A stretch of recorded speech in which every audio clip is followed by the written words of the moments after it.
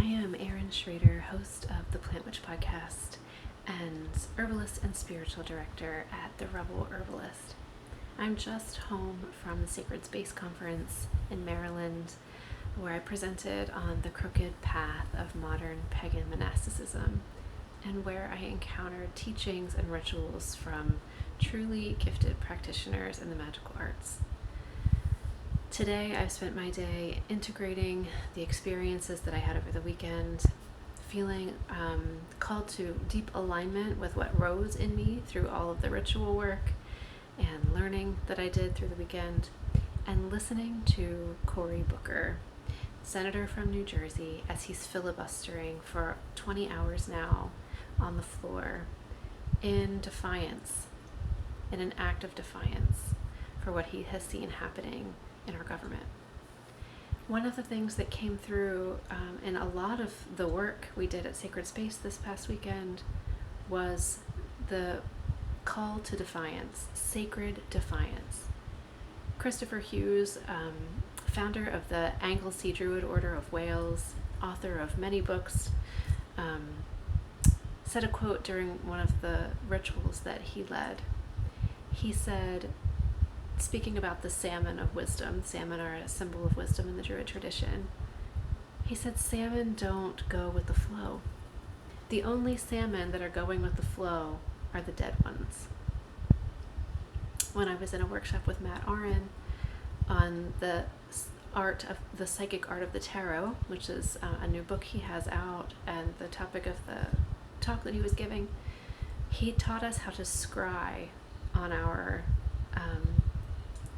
tarot cards. So instead of, this is from the Mother Peace Tarot, instead of using only the traditional meaning for the tarot that we have memorized or that we know, we overlay the traditional meaning that we know with a form of scrying, where we look at the image with scrying eyes, or our alpha brainwave state, and we let the image speak to us of the deeper symbolism.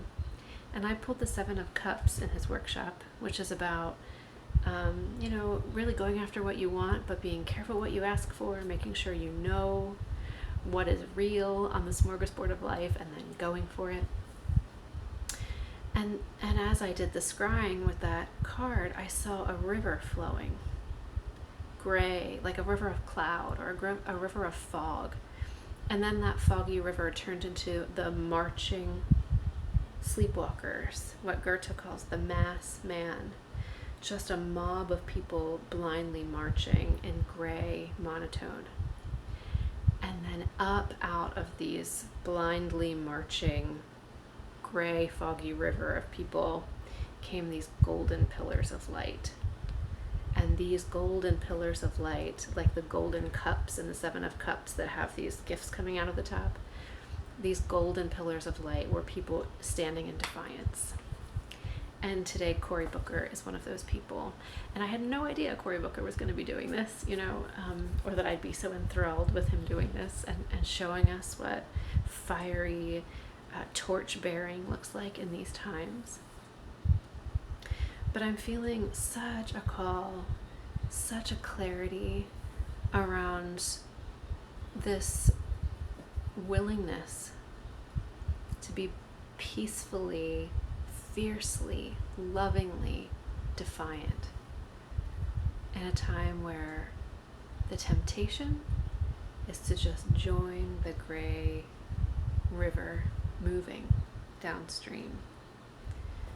And I share that with you today as a message from my heart, and that's coming out of the integration of a lot of experiences and a lot of ritual I had over the weekend, and a lot of work with the cosmic serpent and the serpentine energy of the earth herself, and what she's asking for, and what the creative forces of the cosmos are asking for.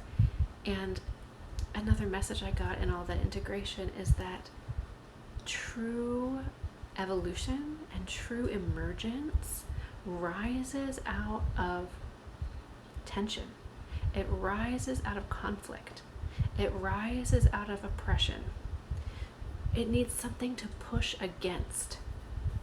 And so this time of oppressive ideology and scapegoating and othering gives us the necessary tension and the necessary pressure to push against and truly create something new, truly emerge in a powerful way that changes the shape of our experience and the shape of who we are. And it perfectly aligns with the Neptune ingress into Aries that we just experienced this weekend too, and the eclipse.